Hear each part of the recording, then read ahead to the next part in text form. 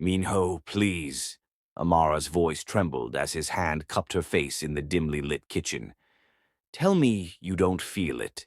Tell me I'm imagining things. I can't. The words seemed torn from him. I can't say any of that because it would be a lie. His thumb brushed her cheek. The air between them crackled with forbidden electricity. This is wrong, he whispered. I know. Our parents will be furious. I know. We should stop, right now, before something happens that we can't take back. I know. But Amara tilted her face up anyway. So why aren't you stopping? Because I'm not as strong as I pretend to be. His other hand slid into her hair. And you're making it impossible to remember why I should be. When he kissed her, it wasn't gentle. It was desperate, hungry, weeks of suppressed desire finally breaking free. But that scene, that moment of surrender, that was still 2 weeks away from where Amara's nightmare truly began. 2 weeks earlier, everything had been different, simpler, more desperate, but in a different way. Amara, please. If you walk out that door, you're walking into your grave. Tunde's voice cracked through the phone speaker. I'm begging you, don't go. Tunde, I don't have a choice, Amara whispered, staring at her reflection in the cracked mirror of her tiny Lagos flat. Her hand trembled as she applied lipstick, the bright red a sharp contrast to her dark skin. Jide said if I don't show up tonight with something, anything, he'll come for Mama. You know what that means. Then let me come with you. No, she ended the call before he could argue further. Outside, Lagos throbbed with its usual chaos. Danfos honking, street hawkers shouting, generator fumes mixing with suya smoke. Amara pulled her jacket tighter and headed toward Viui, toward the club that had become her prison 3 months ago. Jide's club, Crystal Lounge, sat tucked behind the glossy towers of Victoria Island, a place where money flowed like the expensive champagne he served. Amara had made the mistake of trusting him when her mother's hospital bills piled up. He'd offered her a loan, called it friendly help between neighbors. The interest rates, he'd mentioned later, almost casually, were not friendly at all. Now she owed him 2 million nira, money she'd never see in 5 years of her current life. She pushed through the velvet curtains into the dim interior.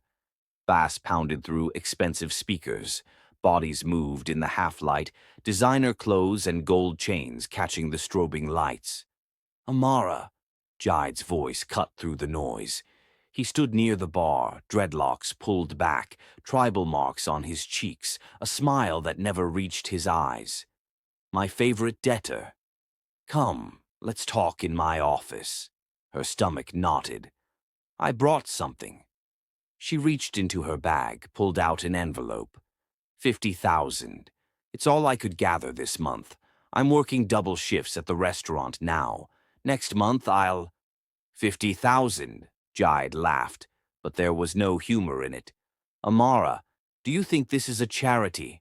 Do you know how much interest has piled on your head? He stepped closer, cologne too strong, eyes too cold. You owe me 3 million now. 3? But it was 2 last month. Interest, my dear. Mathematics. He snapped his fingers. 2 of his boys materialized from the shadows. I'm tired of waiting for you to wake up and face reality. Tonight we settle this differently. What do you mean? Her voice came out smaller than she intended. I have friends, international friends who appreciate beautiful Nigerian women, particularly ones with your skin tone, your shape. His eyes traveled down her body in a way that made her skin crawl. They're willing to pay very well. Your debt disappears. Everyone wins. The room tilted. You want to sell me? Such ugly words, Jide tisked. I prefer to call it a business arrangement. They're Korean gentlemen, very wealthy. You'll have a good life. I'd rather die. That can also be arranged. His smile vanished. But your mother, She's still in that hospital, isn't she? Ward C, third floor. Such a fragile woman. Would be a shame if something happened while you're being stubborn. Amara's blood ran cold. Don't you dare touch her. Then sit down and have a drink with me. Let's discuss this like civilized people. He gestured to a corner booth. My friends will be here in an hour. You should be relaxed when you meet them. She wanted to run. Every instinct screamed at her to bolt for the door. But Mama's face flashed in her mind. Mama who'd raised her alone after Papa died. Mama who'd sold their family land to send her to university. Mama who was fighting cancer in a public hospital that barely had enough beds. One drink, she heard herself say. Then I leave. Of course. Jide's smile returned. He led her to a private booth. The music was quieter here, the lighting softer. A bottle of champagne already sat in ice, 2 glasses waiting. To new beginnings, Jide said, pouring generously. He slid a glass toward her. Amara stared at the bubbles rising. Something felt wrong. Everything felt wrong. But what choice did she have? She lifted the glass, took a small sip. It tasted bitter underneath the sweetness. Drink up, Jide encouraged. It's expensive. Dom Perignon. You won't get this where you're from. She took another sip, then another. The room began to feel warm, soft around the edges. Jide, I don't feel well. Her tongue felt thick in her mouth. Just relax. His voice came from far away. Everything will be fine. Her vision blurred. The glass slipped from her fingers, champagne spilling across the leather seat. She tried to stand, but her legs wouldn't cooperate. What did you? The words wouldn't form properly. Rohypnol, just a little something to make the transition easier. My Korean friends prefer their merchandise compliant. Jide's face swam in and out of focus. Don't fight it, Amara. Fighting only makes it worse. Darkness crept in from the edges of her vision. She felt hands grabbing her, lifting her. Voices in languages she couldn't understand. Korean, she realized dimly. They were already here. Fresh, beautiful, no diseases, I guarantee it. Jide's voice filtered through the haze.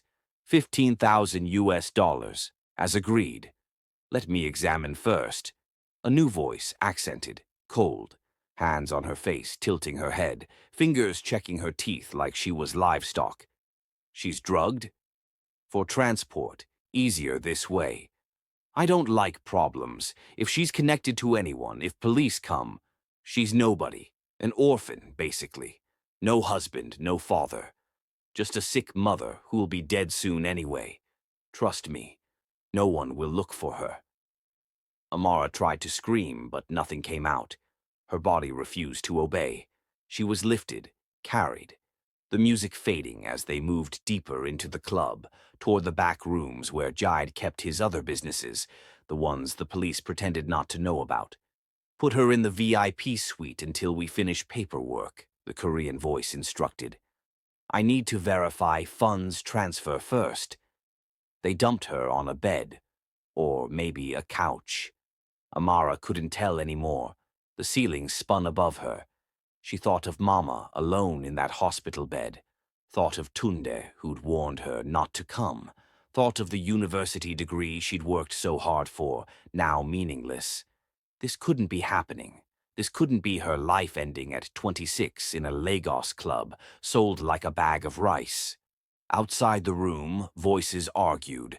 Money, numbers, logistics. She was a transaction now, property. Then suddenly, different sounds. Shouting. Not the argument kind, but alarm. Something had gone wrong. Heavy footsteps running. A crash. More shouting, this time in English, Korean, and Yoruba mixing together. What's going on in there? A new voice, speaking English with a thick Korean accent, deep and commanding. I'm trying to have a meeting, and there's chaos out here. Jide, what kind of club are you running? Mr. Park, sir, this is private business. Please return to your meeting with your father. Private business? That sounds like a kidnapping. I don't think so. Open that door. Sir, I don't advise. I said open it. Now. A door burst open. Amara tried to focus on the new arrival, but could only make out a tall shape, expensive suit, sharp features that seemed carved from stone. Behind him, an older Korean man, silver-haired, equally well-dressed, face creased with concern. A Baoji. What is this? The younger man spoke in rapid Korean to his father, then switched to English. Jide, is that a girl? Is she unconscious? Just a private arrangement, Mr. Park. Nothing to concern you or your father. Please, go back to discussing the real estate deal. Nothing to... The younger man moved forward. Amara felt him checking her pulse, his hand surprisingly gentle. She's been drugged. Father, call someone. This girl needs help. That won't be necessary, the other Korean voice said, the one who'd been examining her earlier. This is a business deal, already paid for. The girl is mine. Yours? The young man stood. Even through her haze, Amara could feel the temperature in the room drop. When he spoke again, his English was precise, measured, deadly. You're telling me you bought a human being in Lagos, and you think that's acceptable? Park Minho, don't interfere. The older man's voice held warning, speaking in Korean. These are Choi's men, very dangerous. We came here for business, not trouble. I don't care whose men they are, Abeoji. Minho turned to face the traffickers. How much did you pay? This doesn't concern you, Park boy. Go back to Busan and your shipping containers. How much? A pause, then reluctantly, 15,000 US dollars. Fine, I'll give you 20. Take your money and leave Nigeria tonight. The girl stays with me. Silence crashed through the room. Then Jide laughed nervously. Mr. Park, with all due respect, she owes me 3 million naira. I can't just... How much is that in dollars? About 5,000, sir, but... So 25,000 total. Jide, I'll transfer it now. You clear her debt completely, you give me a signed document saying so, and you never contact her again. The authority in his voice left no room for argument. My assistant will handle the paperwork. If I hear you've gone near her or her family, I'll make sure every business you run in Lagos gets shut down. Do you understand me? Amara felt herself being lifted again, this time differently, carefully. These hands were gentle. Can you hear me? Minho's voice near her ear, speaking slowly in accented English. Stay with me. We're getting you to hospital. She tried to answer, tried to say thank you, tried to ask why a complete stranger would spend that much money on her. But the darkness finally won, pulling her under into unconsciousness.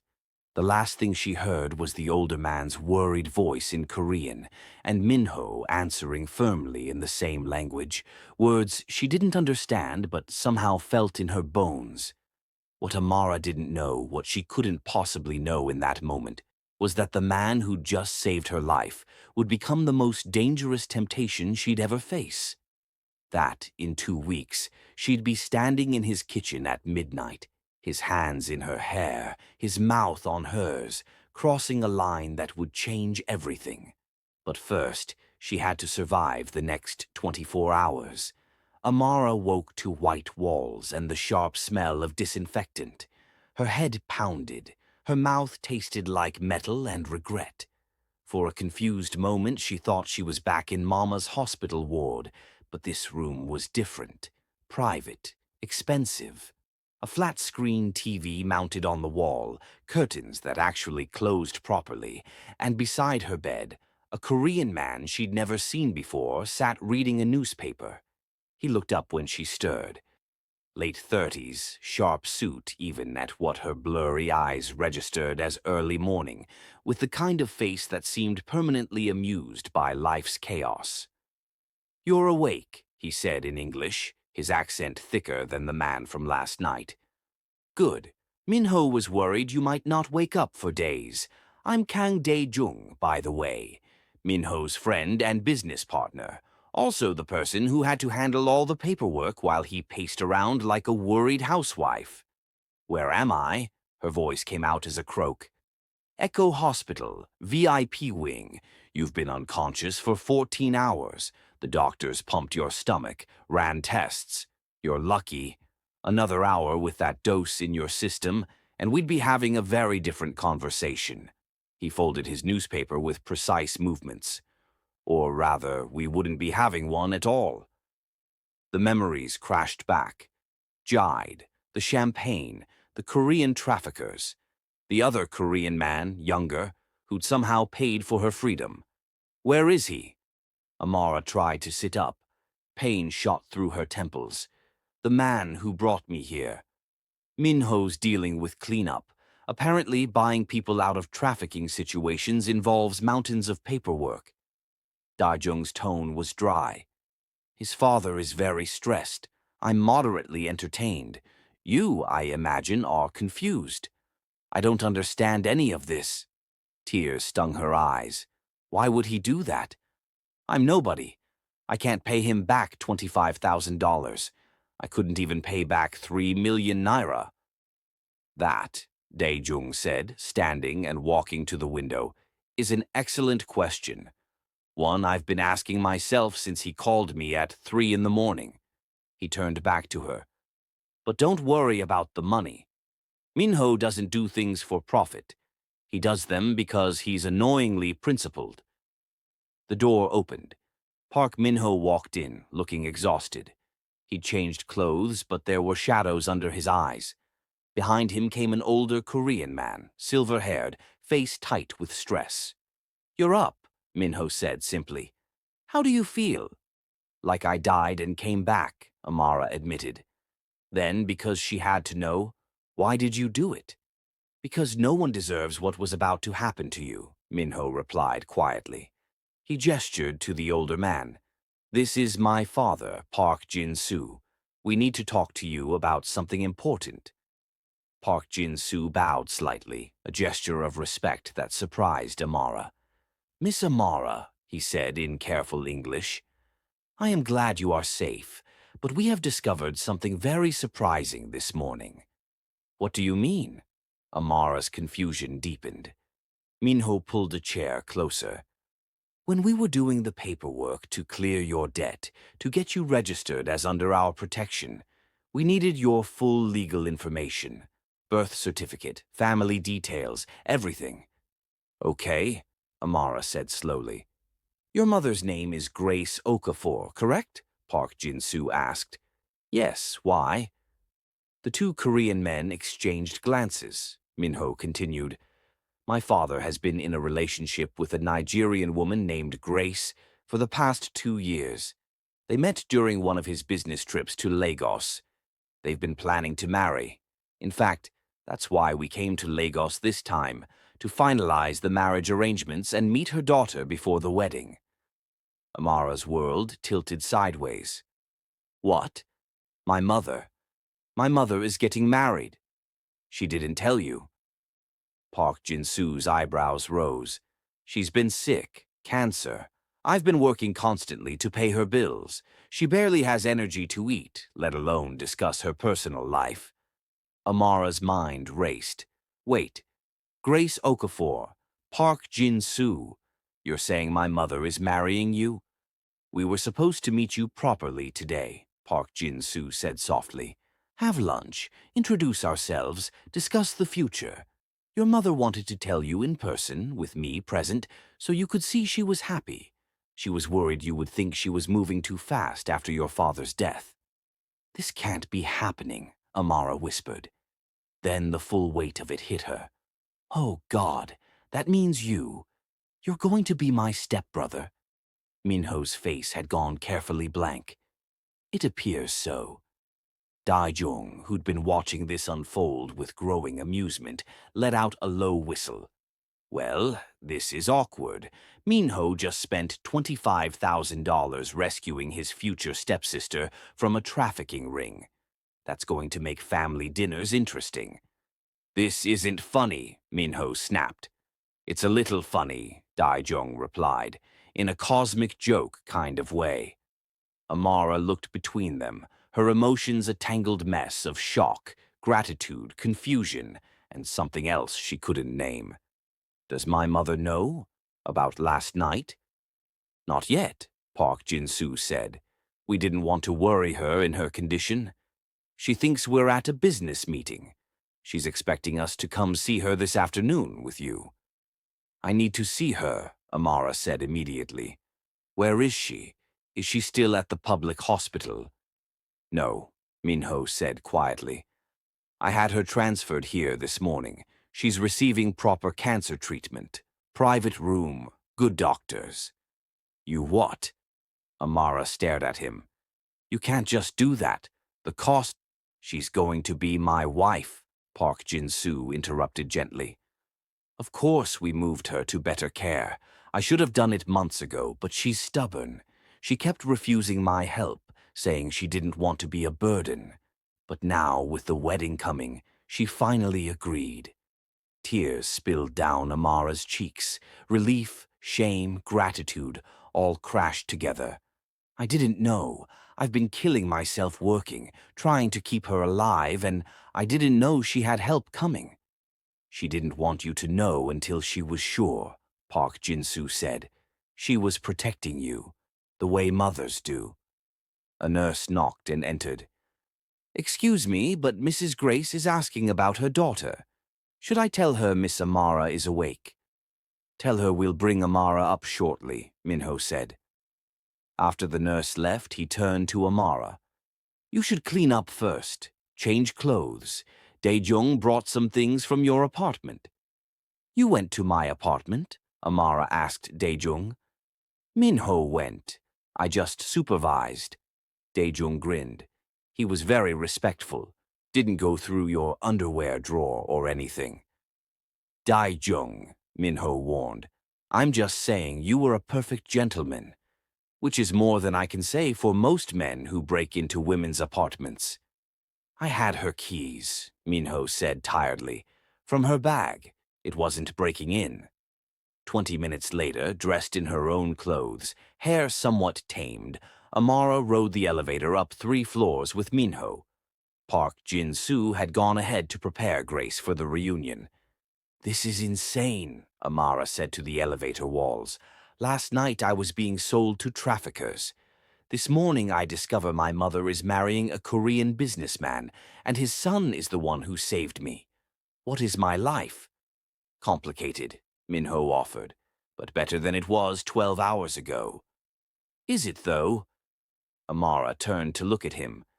Because now you're going to be my stepbrother, and you spent $25,000 on me, and I don't know how to feel about any of this. Feel grateful, Minho said simply. Feel relieved. Feel whatever you need to feel. But don't feel guilty. I made a choice. I don't regret it. The elevator doors opened. They walked down a corridor that smelled like expensive flowers and medical antiseptic. At room 304, Park Jin-soo stood waiting. She knows about last night, he said quietly. I told her everything. She's very upset, but also very relieved you're safe. Be prepared. She's going to cry. He wasn't wrong. The moment Amara walked into the room, Grace burst into tears. Her mother looked smaller than Amara remembered, thinner, but her eyes were still fierce with love. Amara, my baby, Grace sobbed, reaching out. Come here. Amara collapsed into her mother's arms, both of them crying. Mama, I'm sorry. I'm so sorry. I didn't know what else to do. The bills kept coming and I couldn't keep up, and Jide said he could help. Shh, shh. Grace stroked her daughter's hair. It's not your fault. None of this is your fault. I should have told you about Jin-soo sooner. I should have let him help us months ago. I was being proud and stupid. You were protecting yourself, Amara said. After Papa, after everything he put you through, you had a right to be careful. Grace pulled back, cupped Amara's face in her hands. Look at me. I want you to understand something. Jin-soo is a good man, a real man, not like your father. He takes care of his responsibilities. He honors his word. And his son, she glanced toward the door where Minho stood. His son is just like him. What he did for you last night, that's the kind of family you're joining. Mama, I'm 26. I'm not joining anything. You're getting married, not me. Grace smiled through her tears. You're my daughter. Where I go, you go. We're a package. Jin-soo understands that. That's why he agreed to move you into their home after the wedding. What? Amara pulled back. Mama, no, I can't live with them. That's too much. It's already decided, Park Jin-soo said from the doorway. My house in Ikoyi has plenty of room. You'll have your own space. Your mother will be there. You'll be safe. Safe from what? Amara asked. Jide signed papers. The debt is cleared. Dae-jung, who'd followed them up and been lurking in the hallway, chose that moment to interject. Actually, we need to talk about that. The men Jide sold you to, they're not exactly the forgiving type. Everyone turned to look at him. Choi's organization, Dae-jung continued, stepping into the room. They're connected to various businesses in Korea and across West Africa. They lost money last night, lost face. In their world, that requires compensation. What are you saying? Grace's voice went sharp with fear. I'm saying Amara needs protection, Dae-jung replied bluntly. Real protection. The kind that comes from being connected to a family powerful enough that Choi won't touch her. Which, fortunately, she now is. Once the wedding happens and she's officially Park Jin-soo's stepdaughter, she's untouchable. And until then? Minho asked quietly. Until then, she stays close. No going back to her old apartment. No contact with anyone from her old life except through secure channels. And definitely no going anywhere alone. Amara felt the walls closing in. So I'm a prisoner now? You're protected, Minho corrected. There's a difference. Is there? Amara shot back. Because it sounds like I traded one cage for another. The Park family house in Ikoyi was nothing like Amara expected. She'd imagined something cold and minimalist, all glass and sharp edges. Instead, it was warm. Traditional Korean art mixed with African sculptures, large windows overlooking a garden, space that breathed. Her room was on the second floor. Minho's was directly across the hall. This is a bad idea, she told Dae-jung on the third day, watching Minho through her window as he did morning exercises in the garden, shirtless, because apparently the universe hated her. What's a bad idea? Dae-jung asked, following her gaze. Oh, that. Yes, that's definitely a bad idea. Stop smirking. I'm not smirking. This is my helpful face. He leaned against her door frame. Look, I'll be honest with you. Minho doesn't bring women home. Ever. In the 19 years I've known him, I've seen him date maybe 3 people, all very briefly, all very properly. But you, he can't stop watching you. It's making his father nervous. Nothing is happening, Amara insisted. Nothing can happen. We're about to be step-siblings. Technically, you're not related by blood. Technically, in many countries, step-sibling relationships are legal. Technically, you should stop talking. Dae-jung laughed. Just saying. The tension in this house could cut steel. Everyone feels it. Even the housekeepers are gossiping. He wasn't wrong. Every time Amara and Minho were in the same room, the air shifted. Meals were torture. She'd reach for salt and his hand would brush hers. Their eyes would meet across the table and something electric would pass between them. Park Jin-soo noticed. Grace, getting stronger every day with proper treatment, definitely noticed. You're staring at him, Grace whispered one evening while they watched a Korean drama together in the living room. Minho was at his desk in the corner, working on his laptop. I'm not, Amara lied. Amara, I'm your mother. I know when you're lying. Grace paused. He's a good man. But he's also going to be your stepbrother. You understand that, right? Of course I understand that. Amara kept her voice low. That's why nothing is happening. But you want it to. Amara closed her eyes. Mama, please. I'm not judging. I'm just saying be careful. Jinsu is traditional about some things. Family honor matters to him. If something develops between you and Minho, it could complicate everything. That night, Amara couldn't sleep. She kept replaying Minho's face in the club, the way he'd looked at her when he thought she was dying, the gentleness in his hands, the steel in his voice when he'd faced down Choi's men. She got up, deciding water might help, and padded downstairs in her sleep shorts and tank top. The kitchen was dark except for the light over the stove. She was reaching for a glass when a voice spoke behind her. Can't sleep either. She jumped, spun around. Minho stood in the doorway, wearing only pajama pants. His hair was messy, his eyes were dark and unreadable. You scared me, Amara breathed. Sorry. He moved into the kitchen, maintaining distance. I heard someone moving around, wanted to make sure you were safe. Safe from what?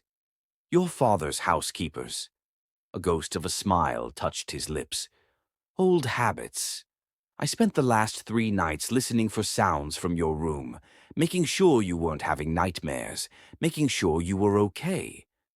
Something in Amara's chest tightened. You've been listening for me? Every night. He poured himself water. Is that strange? It's something. She couldn't look away from him, from the way the dim light caught the planes of his chest, the muscle in his arms.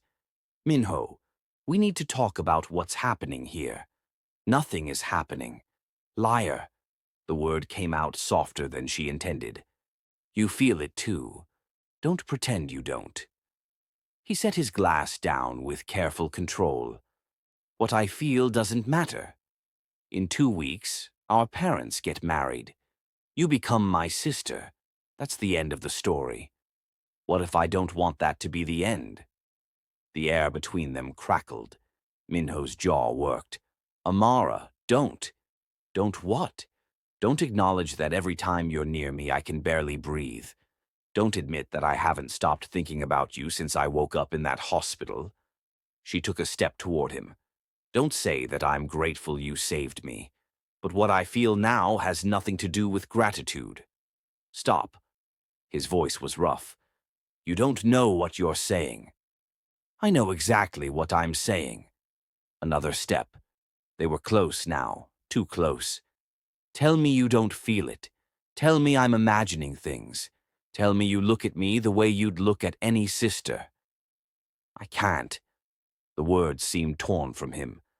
I can't say any of that because it would be a lie. For a moment, they just stood there, breathing the same air. Then Minho moved. His hand came up to cup her face, thumb brushing her cheek. This is wrong, he whispered. I know. Our parents will be furious. I know. We should stop, right now, before something happens that we can't take back. I know. But Amara tilted her face up anyway. So why aren't you stopping? Because I'm not as strong as I pretend to be. His other hand slid into her hair. And you're making it impossible to remember why I should be. When he kissed her, it wasn't gentle. It was desperate, hungry, like he'd been starving for weeks and she was the first meal he'd seen. Amara melted into him, her hands finding the warm skin of his chest, feeling his heart pound under her palm. He backed her against the kitchen counter, his body pressing against hers. His hands roamed, one tangling in her hair, the other gripping her waist. She gasped against his mouth and he swallowed the sound, deepening the kiss until she couldn't think, couldn't breathe, couldn't remember why this was supposed to be wrong. We should go upstairs, Minho murmured against her lips. Someone could see. Your room or mine? Mine. It's further from my father's. They barely made it. In the hallway, he pushed her against the wall, kissing her again. His hands slid under her tank top, fingers tracing her ribs, her waist. She arched into him, feeling the hard length of him against her stomach. "Minho," she breathed. "Please." He lifted her. She wrapped her legs around his waist, and he carried her the rest of the way to his room, kicking the door shut behind them. They fell onto his bed in a tangle of limbs and desperate touches. His mouth moved to her neck, her collarbone. She pulled at his hair, gasping when his teeth grazed her skin. His hands were everywhere, learning her, claiming her. She'd never felt anything like this consuming need, this absolute certainty that she was exactly where she was supposed to be. "Tell me to stop," Minho said against her throat. "Tell me this is a mistake and I'll stop." "Don't stop." She pulled his face back to hers. "Don't you dare stop." Time blurred. Clothes disappeared. His hands mapped every inch of her skin. His mouth followed. She learned the taste of him, the sounds he made, the way his breath hitched when she touched him certain ways. They moved together like they'd done this 1,000 times before, like their bodies recognized each other even if their minds said this was new, forbidden, wrong. "Amara," he groaned, his forehead pressed against hers. "We can't go back from this." "I don't want to go back." He kissed her again, slower this time, deeper. When he finally pushed inside her, they both went still. His eyes locked on hers, dark and fierce, and full of something that looked terrifyingly close to love. "Mine," he whispered. "I don't care what papers say. You're mine." They moved together, finding rhythm, building toward something that felt like it might shatter them both. Amara had never felt so completely consumed, so utterly possessed. Every nerve in her body was on fire. Every touch sent lightning through her veins. When they finally collapsed together, breathless and tangled, Minho pulled her against his chest. His fingers traced lazy patterns on her shoulder. "What have we done?" he murmured. "Something we can't undo," Amara replied. But she couldn't bring herself to regret it. They lay there in the darkness, neither wanting to move, neither wanting to face what morning would bring. Eventually, exhaustion pulled them under. They fell asleep wrapped around each other, her head on his chest, his arms locked around her like even unconscious he refused to let go. Dawn came too soon. Light filtered through the curtains. Amara stirred, feeling Minho's warmth beside her. He was already awake, watching her with an expression she couldn't read. "Good morning," she whispered. "We need to talk about—" The door burst open. Park Jin-soo stood in the doorway, frozen. His eyes took in the scene. His son's bed, his future stepdaughter naked under the sheets, their clothes scattered across the floor. His face went through several emotions in rapid succession. Shock, disbelief, horror, rage. "Abeoji," Minho started, sitting up. "I can explain." "Explain?" Park Jin-soo's voice was dangerously quiet. "Explain how you slept with your future sister. Explain how you've dishonored this family. Explain what I'm supposed to tell Grace when she asks why the wedding is cancelled." Amara's mind raced faster when she realized that things were about to be more complicated. What would she tell her mother? How would she face her mum? Those questions, though tragic, had to be answered. When she would answer them was left to the future. To be continued in Part 2. Thank you so much for staying with us till the very end of this story. If you enjoyed it, please don't forget to like this video, share it with your friends, and leave a comment below. What do you think will happen next? Will Park Jin-soo forgive them? Can Minho protect Amara from Choi's revenge? Will Grace and Jin-soo's wedding still happen? Drop your predictions in the comments. And don't forget to subscribe and hit that notification bell, because Part 2 is coming soon, and you won't want to miss what happens next. Here at our channel, we bring you stories that keep you on the edge of your seat. See you in Part 2.